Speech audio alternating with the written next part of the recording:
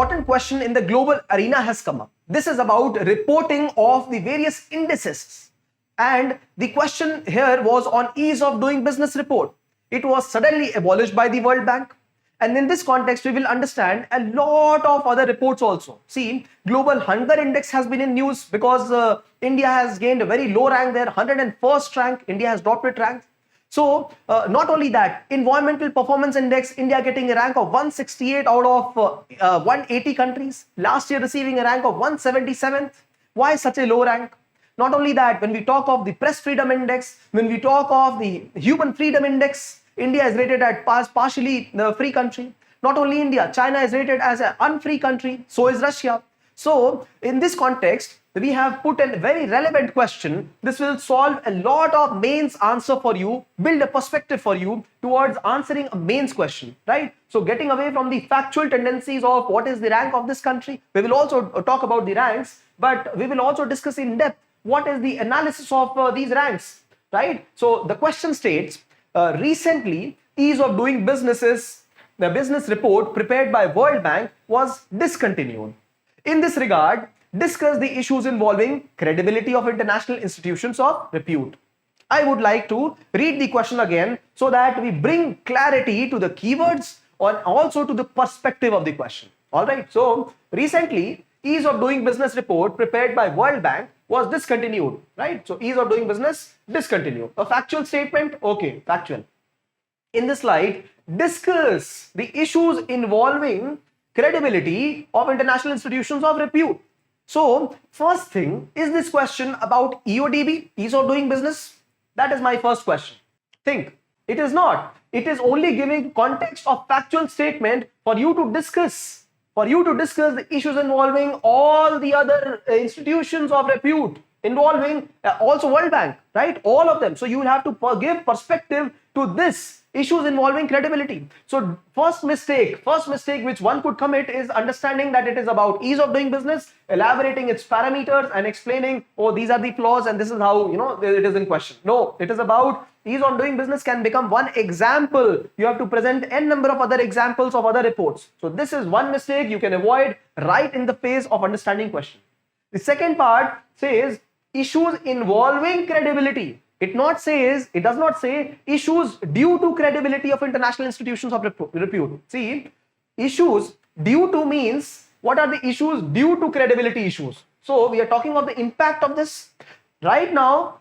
So this question is not about issue due to. It is not talking only of impact. It is speaking of all the issues involving. So issues happening because of this and the issue around this, all of them will get covered. See, and when I frame this question, I frame purposefully so that this is the deepest analysis. If you understand the depth, you will also be able to resort to and resolve the shallower questions. So before getting into the various perspectives of this answer and what answer has been written, I would like to show you a quick understanding of all these reports and what is the issue that happens, right? So, for example, ease of doing business report, it was in question, although India was doing well here. India gained the rank of 63 and India climbed from 142nd rank in just 5 years. India did very well, but it was abolished. This is not in respect of India, but it was found out in allegations and later it was also proved somehow that there was indirect influence of the World Bank CEO, right? And not only indirect influence of them, but also fudging of some data.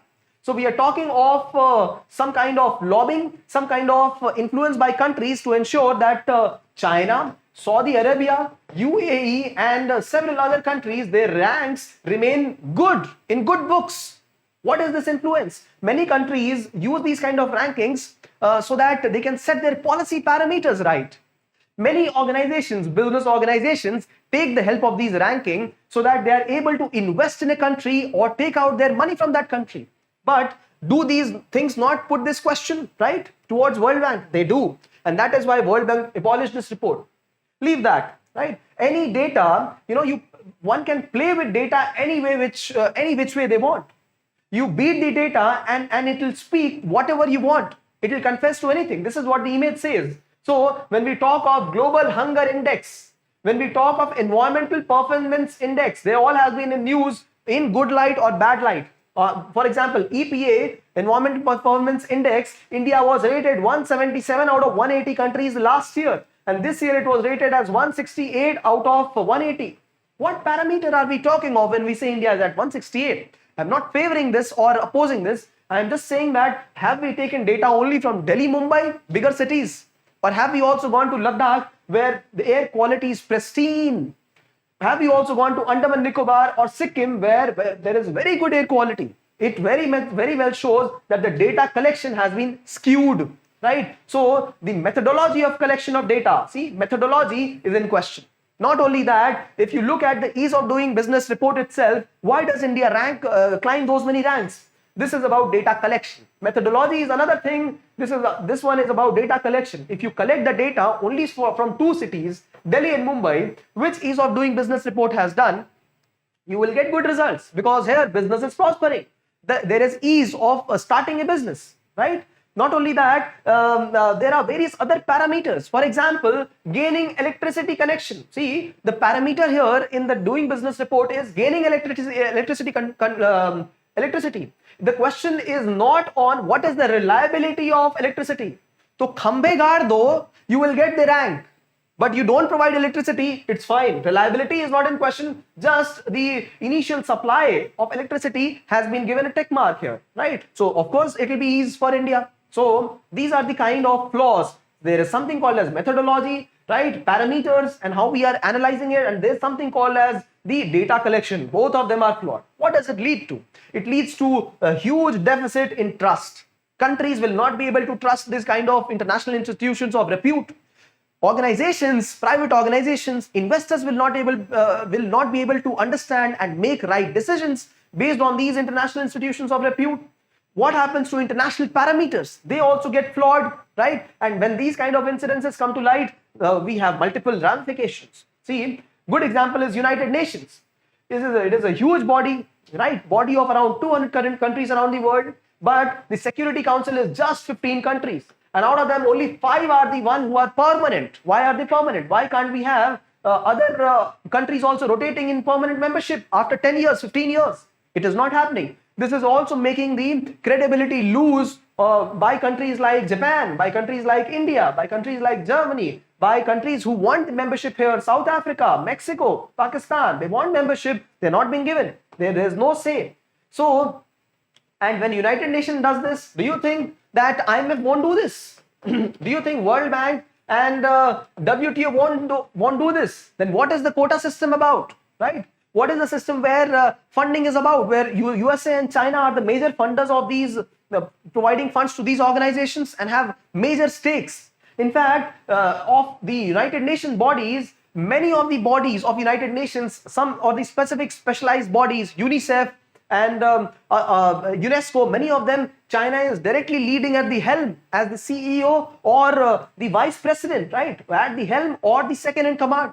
So, and it has got very good amount of influence in these global organizations, and they lead to these kind of reporting, right? Flawed reporting. So, so therefore, it does have an impact. And then coming on to another point, individual leadership. See, we have Christina, who was the managing director of World Bank and later became the CEO. And later on, she also now, and this was the time when she was the MD and CEO when these allegations came up. The allegations came up directly against her while she was the, in the World Bank as an important official.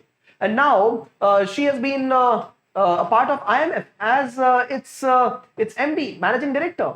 Imagine the same person who was investigated has now been placed at the topmost, one of the topmost positions in IMF. What are we trying to do?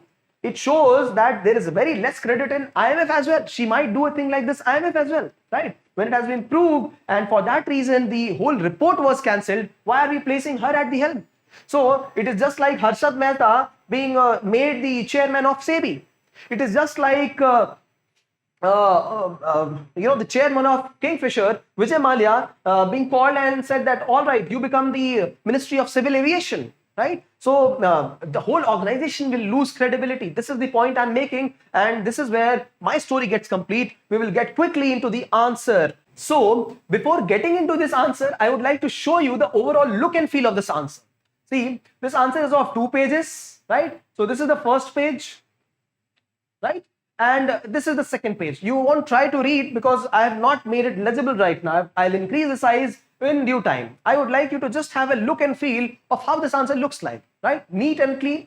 So this is a 2-page answer with a small introduction, and issues involving credibility is the heading, and it points out to 5 points, right? And then there is ramifications for stakeholders and 4 pointers here, and small image here, and then a conclusion in 2 pages. Now, the answer has got decent amount of legibility because of the handwriting, because of the underlining, because of some keywords being put in blocks, and an image, right? So these are the things that will attract the examiner. It will make it simple for them to read. So since I like the overview and look and feel, I would like to read it. I would like you to note this is how the examiner will think about your answer as well. Every answer, right? Even if you are giving me an answer for it to be corrected, I will look at you from your handwriting. I will look at it from the perspective that is it legible or not? What about if you have given some images? Is that attractive? So those things have to be seen, and that is the reason that I am showing you that before coming on to the conversation of answer. You would have obviously judged me by my shirt, by my hairstyle before even listening to me, right? So therefore, this look and feel becomes important, right? So let us get into reading the answer content. The question itself states, recently ease of doing business report prepared by World Bank was discontinued. All right, building context. In this slide, discuss the issue involving credibility of international institutions of repute. So the answer states, pan-world reports on economic and social development by reputed organizations have always helped governments and businesses. But the discontinuation of EODB report by World Bank throws light on credibility of international institutions of repute. See? So, in the introduction, I have said that these reports, the importance of these reports is that they help governments and businesses around the world. But this discontinuation has thrown light, right? So, I have used one step ahead of what is EODB doing, right? All the reports are doing. I've used that amount of phrases, helped the governments and businesses so that I could come on to the issue of involving credibility. So this is how you can smoothly flow into the body. A very good example of this here in the introduction, right? Okay.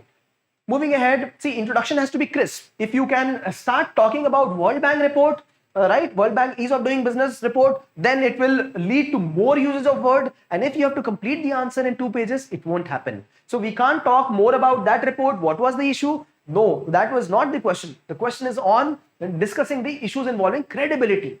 So here is the issue involving credibility of international institutions. So first one is loss of trust, faith and of policy makers.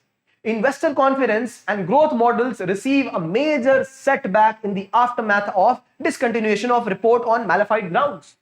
So, example is use of influence, data manipulation in ease of doing business report. Okay, very good. Why do I say very good? I have circled this important keyword, phrase. I have also given an example of a report, right? Second, critique of methodology. Since data analysis could bring up antithetic conclusions, analysts question the procedure of arriving at conclusions.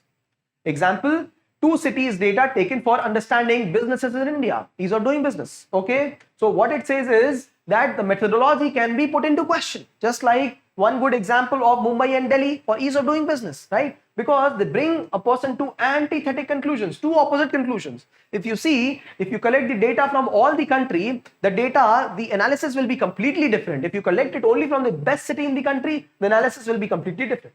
So there was actually a conversation between the leaders at World Bank saying, when you do it in only 2 important cities in India, why not take the average of Beijing and Shanghai? This will enable that China's rank remains in the 60s itself. China was ranked around 64, 68, and the idea was to ensure that the rank remains same so that there is a good perception of China business around the world. Okay.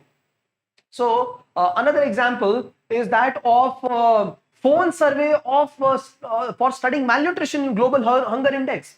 So while this hunger index said that India has dropped its rank, right, in global hunger index, they only used phone survey to understand the malnutrition in the country. Only phone surveys. So phone survey, people will always, especially in a country like India, always say that I am little poor. They will not reveal their income status. It happens, if somebody calls me and says, how much do you earn? I will always say, kuch nahi hota hai, bahut kam. This is very less that I earn, right?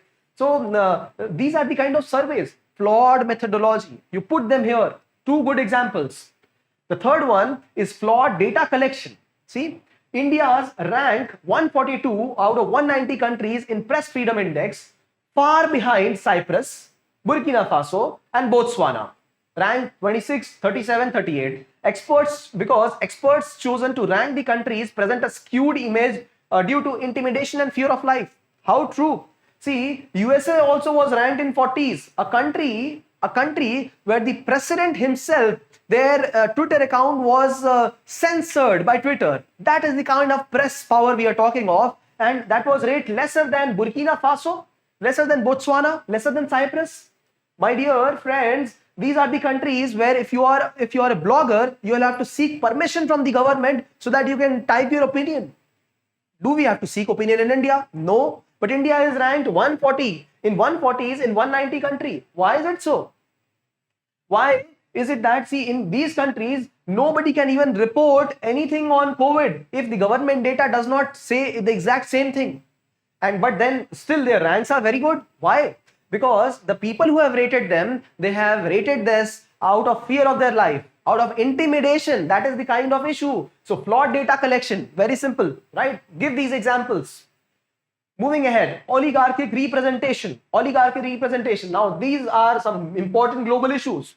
Only few countries representing. United Nations, stakeholder at World Trade Organization, quota system at IMF. Now, WTO, China has good stakes. USA also had stakes at one point of time. Important stakes, influencer, right? So USA right now is having some important say in the appellate body of WTO.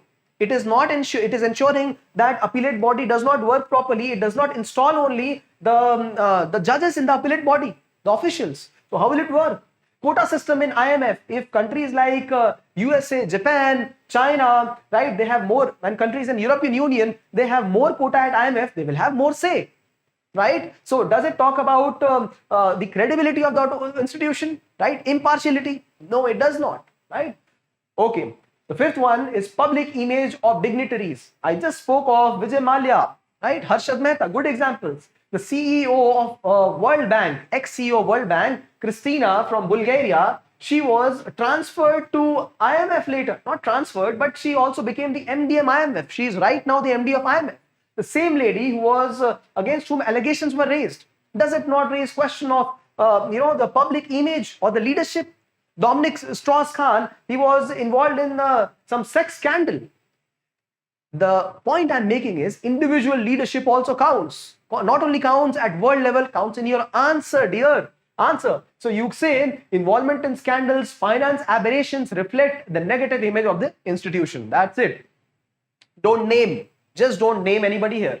Right? So 5 important pointers put, and then ramification. See, this is one part, additional part. How will it impact? How will it impact everybody? See, this was not asked for yet. It becomes the unsaid important part. What will happen because of this? So this becomes a part of the question answer. So the first part is it affects the business sentiments. India receiving 168 rank on EPI, Environmental Performance Index 2020, discourages long-term investment in the region. In fact, diplomats don't come to India because this is the kind of environment performance of India. But is it true? Is it true? Ladakh, if you go to Ladakh, as I gave you the example, go to places like Goa and go to Sikkim and Lakshadweep, will you find this kind of rating for India there? No. That means this is flawed somewhere. But it is affecting India's business. So it affects India's business sentiments. Okay, very well done. The second point is lack of uniformity, international standardization. See, if you remove these reports, how will we understand what are the standard parameters around the world for malnutrition, for hunger, for environment performance? So it affects the international ratings as well. And if it affects the international rating, imagine the global commons, air, water, space, right? Soil, how will we be able to measure on a standard parameter what is the performance of each country? What about sustainable development goals? How will we be able to give them a proper set standard for goals for achievement and also help countries? So it impacts sustainable development goals and global commons.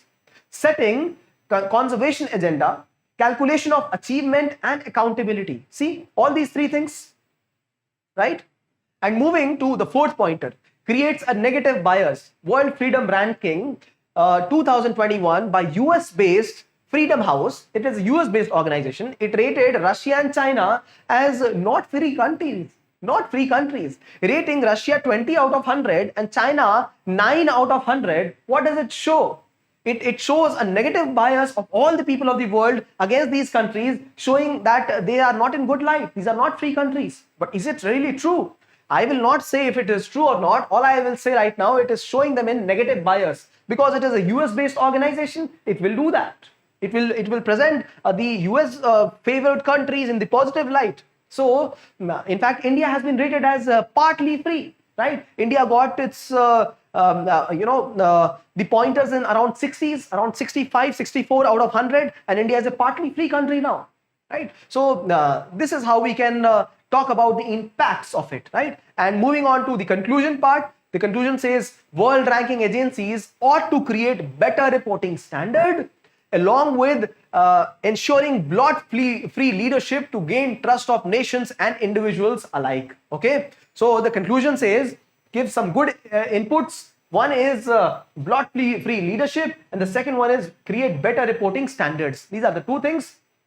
Now, the common mistakes that can be done here is, let us just quickly analyze what is the part of this answer. See, it says, discuss the issues involved with credibility, right? So, I have discussed 5 issues here with examples. Example of ease of doing business. What was the question, right? Example of environment performance index. Example of world freedom index. Example of global hunger index. All of them used here so that it shows to the examiner that I know it. I know the components. See, the example of the issues are loss of trust, methodology, data collection, leadership, oligarchic representation. All of them have examples. And then how it is impacting, right? Business sentiment, uniformity, negative bias, and also affects the global commons, the global goals for us, and then a conclusion.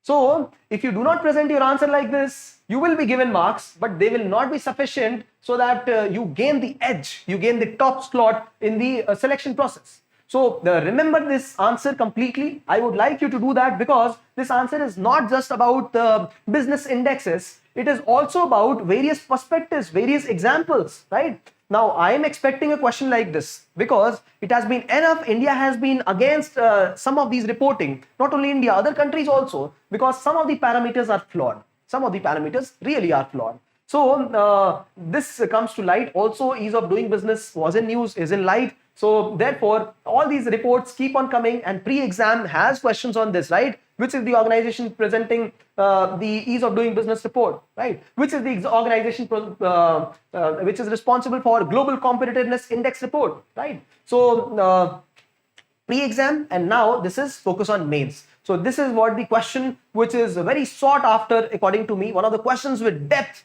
analysis and good examples, right? So I would like you to memorize the answer to this question so that it helps you some way or the other. It will help you in some or the other question in paper 3 of GS mains.